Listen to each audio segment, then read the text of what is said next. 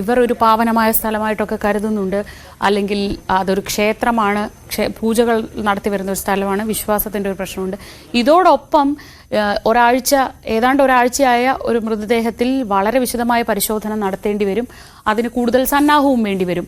ഈ രണ്ട് കാരണങ്ങളും ഇതിന് പിന്നിലുണ്ടായേക്കാം.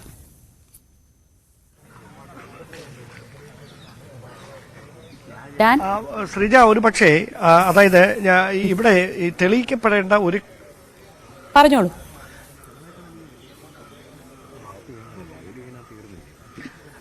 ഇവിടെ തെളിയിക്കപ്പെടേണ്ട ഒരു കാര്യം, അതായത് ഇവിടെ വെല്ലുവിളിയായി മാറാൻ പോകുന്നതും അത് തന്നെയായിരിക്കും. ഇദ്ദേഹം അവിടേക്ക് നടന്നെത്തി സമാധിയിരുന്നു എന്ന് ഈ കുടുംബം പോലീസിന് നൽകിയിരിക്കുന്ന മൊഴി അങ്ങനെയല്ല, മറിച്ചൊന്നാണ് സംഭവിച്ചിരിക്കുന്നതെങ്കിൽ അദ്ദേഹത്തെ മരണശേഷം അവിടേക്ക് കൊണ്ടിരുത്തിയതാണോ? ഈ കാര്യത്തിൽ ഒരു വ്യക്തത വരുത്തുക എന്നത് വലിയൊരു വെല്ലുവിളി നിറഞ്ഞ ദൗത്യമാണ്.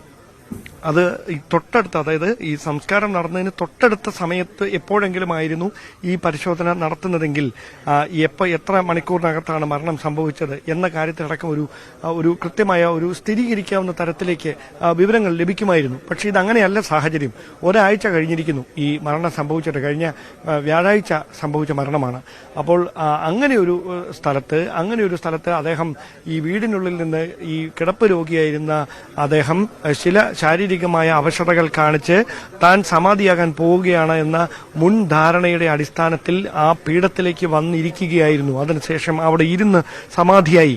പിന്നീട് അത് മക്കൾ അറിയുന്നു. തുടർന്ന് അവിടെ വന്ന് പൂജാവസ്തുക്കൾ നിറച്ച് ഈ കല്ലുകൾ വെച്ച് അവിടെ മൂടുകയായിരുന്നു എന്നൊക്കെ നൽകിയിരിക്കുന്ന മൊഴി അത് എത്ര കണ്ട് പോലീസിന് പരിശോധിച്ച് തെളിയിക്കാനാകും? അല്ലെങ്കിൽ മറിച്ചൊന്നാണ് സംഭവിച്ചതെങ്കിൽ അതെങ്ങനെ മറിച്ച് അത് പരിശോധനയിലൂടെ തെളിയിക്കാനാകും? ഇതാണ് ഏറ്റവും സങ്കീർണത ഉണർത്തുന്ന ഒരു കാര്യം. അതിലൊരു വ്യക്തത കൈവരുത്തുക എന്നത് വലിയ വെല്ലുവിളിയാണ്. അവിടെ ചേർത്ത് വായിക്കേണ്ട കാര്യം, ഇത് പൊളിച്ച് പരിശോധന നടത്തുമെന്ന് പോലീസ് നിർദ്ദേശം നൽകിയതിന് പിന്നാലെ വീണ്ടും ഇന്നലെ രാത്രിയിലും മക്കളടക്കം അവിടെ പൂജകൾ നടത്തുന്നതിന് വേണ്ടി എത്തി. അവിടെ സാധാരണയായി അവരെങ്ങനെയായിരുന്നോ ഈ പൂജ നടത്തിക്കൊണ്ടിരുന്നത് സമാനമായ തരത്തിൽ അത് ഇന്നലെ വൈകിട്ടും അവരങ്ങനെ തന്നെ തുടർന്നു. അതായത് ഇതുമായി ബന്ധപ്പെട്ട വലിയ പ്രതിഷേധങ്ങൾ, കോലാഹലങ്ങൾ, വിവാദങ്ങളൊക്കെ പുറത്ത് ചർച്ചകളൊക്കെ നടക്കുന്നതിനിടയിൽ അവരുടെ വിശ്വാസത്തിൽ അടിയുറച്ചു നിന്നുകൊണ്ട് അവർ ഈ സമാധി സ്ഥലത്ത് എത്തി. ഗോപൻ സ്വാമിയുടെ മൃതദേഹമുള്ള ഈ പീഠത്തിനടുത്തെത്തി ഇന്നലെയും അത്തരത്തിലുള്ള പൂജകൾ തുടരുകയായിരുന്നു. അതാണ് പോലീസിനെ ഇവരുടെ ഒരു വിശ്വാസത്തിന്റെ കാര്യത്തിൽ, അതായത് എത്ര കണ്ട് വലിയൊരു ഒബ്സസ്ഡ് ഫെയ്ത്ത് ആയിരുന്നു ഈ കുടുംബത്തെ നയിച്ചിരുന്നത്. അത് ഏതെങ്കിലും ഒരു വ്യക്തി മുഖേനയാണോ, അതോ ഇവരുടെ കുടുംബമായി നേരത്തെ മുതൽ തന്നെ ഇങ്ങനെയാണോ? ഇദ്ദേഹം ഞാൻ നേരത്തെ സൂചിപ്പിച്ച പോലെ ഒരു തൊഴിലാളി ആയി ജീവിതം തുടങ്ങി. പിന്നീട് ആത്മീയ വഴിയിലേക്ക് തിരിഞ്ഞ് ഇവിടെ നാട്ടുകാരുടെയൊക്കെ സഹായത്തോടെ ക്ഷേത്രം പണിയുന്ന തരത്തിലേക്കൊക്കെ വരെ കാര്യങ്ങൾ എത്തി. അത് ഒരു വലിയ ഈ കുടുംബത്തെ മുഴുവൻ സ്വാധീനിച്ചൊരു ഭക്തിമാർഗത്തിലേക്ക് അവരെ മുഴുവൻ നയിക്കുകയായിരുന്നു. അതൊരു തീവ്ര ഭക്തിക്ക് വഴിമാറിയതാണോ? ഇങ്ങനെയുള്ള വിചിത്രമായ കാര്യങ്ങളിലേക്ക് കാര്യങ്ങൾ കൊണ്ടുചെന്ന് എത്തിച്ചത്? ഇതടക്കമുള്ള കാര്യങ്ങളിൽ വിശദമായ പരിശോധനകൾ ആവശ്യമായി വരും. മെഡിക്കൽ കോളേജിലേക്ക് കൊണ്ടുപോകും എന്ന ഏറ്റവും പുതിയ വിവരം വരുന്നു. അതായത് വിശദമായ പരിശോധനയ്ക്ക്, വിശദമായ പോസ്റ്റ്മോർട്ടം പരിശോധന നടക്കുക മെഡിക്കൽ കോളേജിലായിരിക്കും.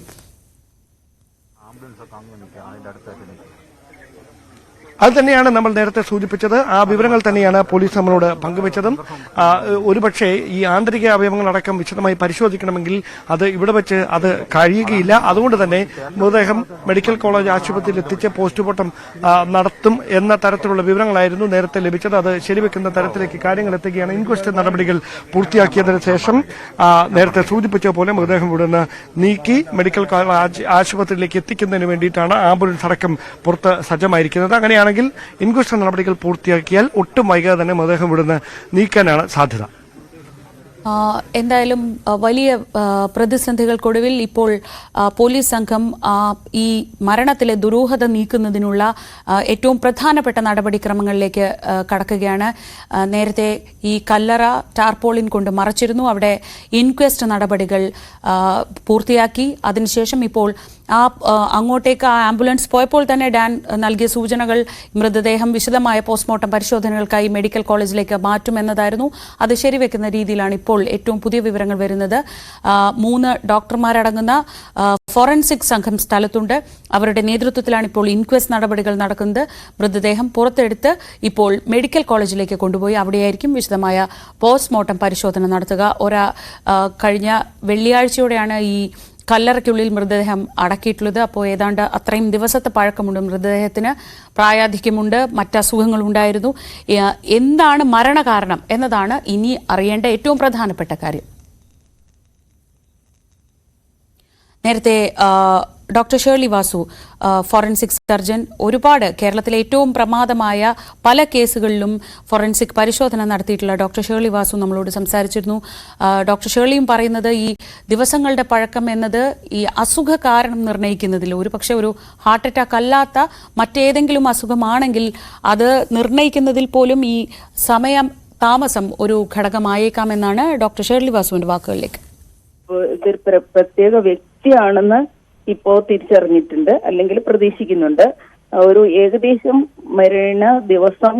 മരണസമയം കൃത്യമാണെങ്കിലും മരണ ദിവസത്തെ പറ്റിയും ഒരു ധാരണയുണ്ട്. കാരണം അദ്ദേഹത്തിന് അവസാനം കണ്ട ഒരു ദിവസം വെച്ചിട്ടാണ് നമ്മൾ അറിയുക. മക്കൾ പറയുന്നതിൽ ചെറിയ വ്യത്യാസം ഉണ്ടാവാം സമയമൊക്കെ, പക്ഷെ എന്നാലും അറിയാം. അപ്പൊ അത് ഒരാഴ്ച കഴിഞ്ഞിട്ടില്ല എന്ന് വേണം പ്രതീക്ഷിക്കാൻ. അപ്പൊ ആ ഒരു ടൈം സ്കെയിലിലുള്ള ചേഞ്ചസ് ആണ് ഡോക്ടേഴ്സ് പ്രതീക്ഷിക്കുക. കാരണം ആദ്യത്തെ 24 മണിക്കൂർ അത് കഴിഞ്ഞു കഴിഞ്ഞാൽ 2 to 3 ഡേയ്സിന്റെ ചേഞ്ച്, പിന്നെ 3 to 5 ഡേയ്സിന്റെ ചേഞ്ച്. അപ്പൊ ബിയോണ്ട് 5 ഡേയ്സ് എന്ന് പറയുന്ന ഒരു ഘട്ടത്തിലേക്ക് കടക്കുകയാണ്. അപ്പൊ അത് 2 തരത്തിലുള്ള ഡീകമ്പോസിഷൻ നമ്മൾ പ്രതീക്ഷിക്കുന്നുണ്ട്. ബോഡിയിലെ ചേഞ്ച് അത് ഒന്ന് സാധാരണഗതിയിൽ എക്സ്പോസ്ഡ് ആയിട്ട് കിടന്നാൽ കോളിക്വേറ്റീവ് ചേഞ്ചസ് എന്ന് പറയും. അതായത് ബോഡി ദ്രവിച്ച് വീർത്ത് വരിക, പിന്നെ അത് അലിഞ്ഞ് നഷ്ടപ്പെടുക എന്ന് പറയും. മണ്ണിന്റെ അടിയിൽ ബെറിയലാണ് വെച്ചിട്ടുണ്ടെങ്കിൽ ലിക്വിഫാക്ഷൻ മാത്രമാണ്, നിറം കുറഞ്ഞ് മെഴുകുതിരിയൊക്കെ പോലെ ആയിട്ട് അലിഞ്ഞു പോവുകയാണ്. അപ്പൊ ഇത് രണ്ടും അല്ല എന്നാണ് നമുക്ക് മനസ്സിലാക്കേണ്ടത്. തുറന്നു കിടന്ന ബോഡിയുമല്ല, ഇത് മണ്ണിനടിയിൽ ബെറി ചെയ്ത ബോഡിയുമല്ല, ഇതൊരു പ്രത്യേക കോൺക്രീറ്റ് സ്ലാബുകൾക്ക് ഉള്ളിൽ ഉള്ള ഒരു ബെറിയലാണ്. അതേസമയം ഡീപ്പ് എർത്ത് ബെറിയലിന്റെ ബെനിഫിറ്റ് അങ്ങനത്തെ ഒന്നും നമ്മൾ പ്രതീക്ഷിക്കുന്നില്ല. അപ്പൊ അതുകൊണ്ട് ഈ ടേക്കിംഗ് ഇൻ വേരിയസ് കണ്ടീഷൻസ്, ആ സ്ഥലത്ത് ചൂട്, പിന്നെ ഈ കോൺക്രീറ്റ് സ്ലാബ് വളരെ തിക്കാണെങ്കിൽ അകത്തേക്ക് ചൂട് കടത്തി വിട്ടില്ല എന്നിരിക്കും, അതുപോലെ ചൂട് കൂടുതലാണ് കിടത്തുന്നത്. അപ്പൊ ഇത്തരം കാര്യങ്ങൾ വെച്ചിട്ട് ഈ 5 ഡേയ്സ് ബിയോണ്ട്, അതായത് 5 to 7 ഡേയ്സിലുള്ള നമ്മൾ പ്രതീക്ഷിക്കുന്ന ചേഞ്ചിലുള്ള വേരിയേഷൻസിന് അക്കൗണ്ടബിലിറ്റി കൊടുക്കുകയാണ് ഡോക്ടർ ചെയ്യുക. ഈ എക്സ്പെക്ടഡ് ചേഞ്ചിന്ന് വ്യത്യാസങ്ങൾ എല്ലാ ബോഡിയിലും ഉണ്ടാവും. വളരെ ഒരു 10-20% ബോഡികൾ മാത്രമാണ് ഈ യഥാർത്ഥ സ്കീം വെക്കുക. പിന്നീട് എൻവയോൺമെന്റൽ ഫാക്ടേഴ്സ് അതിനെ ബാധിക്കുന്നുണ്ട്. അപ്പൊ അത് അനുമാനങ്ങൾ കൊടുത്തിട്ട് നമുക്കതിന് ടൈം സ്കെയിലുണ്ട്, അത് വെച്ചിട്ടാണ് പറയുക. അപ്പൊ ഒരിക്കലും കൃത്യതയോടെ ഒന്നും ഡോക്ടർ പ്രതീക്ഷിക്കില്ല. ഇതിൽ നിന്നുള്ള വ്യത്യാസത്തോടു കൂടി, കാരണം ബെറിയലിന്റെ വ്യത്യാസം ഉണ്ടല്ലോ. ഓക്കെ, അവർ മരണത്തിന് പറയുന്ന ഒരു ദിവ്യന്റെ മരണം അദ്ദേഹത്തിന്റെ അറിവോടുകൂടി, അല്ലെ അദ്ദേഹം അവെയർ ആയിക്കൊണ്ട് തന്നെ ആ മരണത്തിലേക്ക് പോയി എന്നുള്ള ഒരു അർത്ഥത്തിൽ മാത്രമാണ് ഈ സമാധി എന്ന് പറയുന്നതെന്നാണ് ഞാൻ മനസ്സിലാക്കുന്നത്.